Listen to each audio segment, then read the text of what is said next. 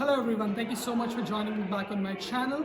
I want to talk to you about something very profound and familiar this afternoon time.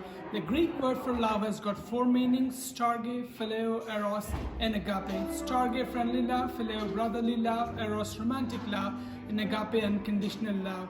Oftentimes the basic definition of good is based on how well you're connected to their person, and if the person is really close to you, you go to the extremes of liking them despite of the circumstances in which they are living. That's what happens most of the times. But I want to tell you about a profound story from the book of the Old Testament, where a minor prophet by the name of Hosea goes on to tell a fascinating story. It's so dramatic, it doesn't talk about something which is external, but something which is happening internal with his own lifestyle, where God asks him to go out and pick a wife from the harlotry, and he obeys to the words. Look how profound and fascinating, and the metaphors that are used in the first chapter are really thrilling to me, at least. And it is dramatic when Hosea goes, picks his wife from the harlotry, brings her back, conceives, and she gives birth to three children, where he names them. One is Jezreel, that God scatters; the second one is Lo-Rumahah, that God is not pitied; and the third one is Lo-ammi, that God has forgotten his people. That's how the story starts off, and it is a replica of what God's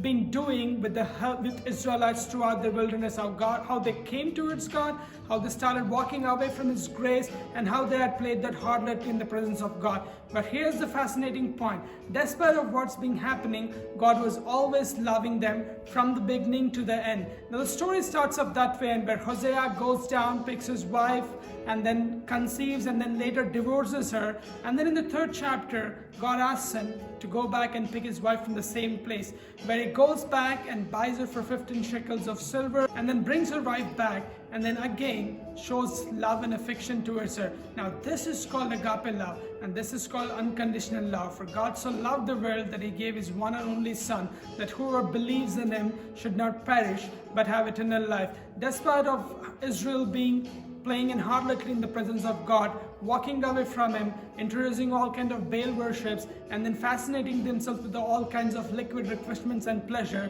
still God loved them from everlasting to everlasting. That is what the love of God brings to us this morning time. That is how much God loves you and I. I want to remind you something. If we are like Israelites playing the harlotry in the presence of God, sometimes we might be scattered, going away, but God still loves you. And the consequence of love is where the chastisement comes upon as well.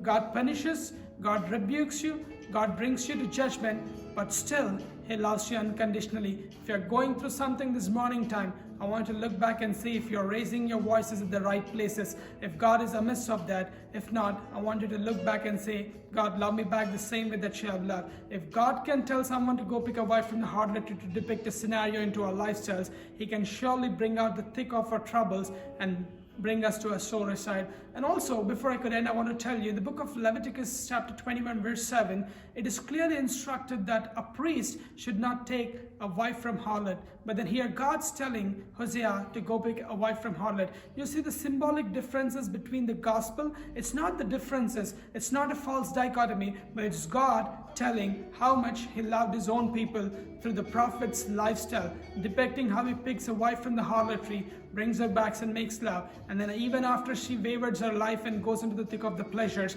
God asks him to go back, bring her back, and he goes, buys her with some money, and then again brings her as his wife. That is what the love of God was for Israel. And then even though they have casted themselves away, He still loved them. This is what's happening in today's life with you and I. We are running away, we are drifting away, but God still loves us with the same entitlement and the same enthusiasm. So friends, if you're wondering what is love all about, it's not just about loving each other to the thick of our happiness, but also to the thick of troubles. God loves you so much, and that is why He corrects you. God loves you so much, that is why He goes to an extent of correcting you and rebuking you and disciplining you. If God's disciplining you in your lifestyle, it is just to let you know that He loves you more than anything and more than ever. This year I want you to remind, as you celebrate this Valentine's Day, that God is forever loving and forever kind, that He is always with you, no matter where you go, what you do, and what you feel.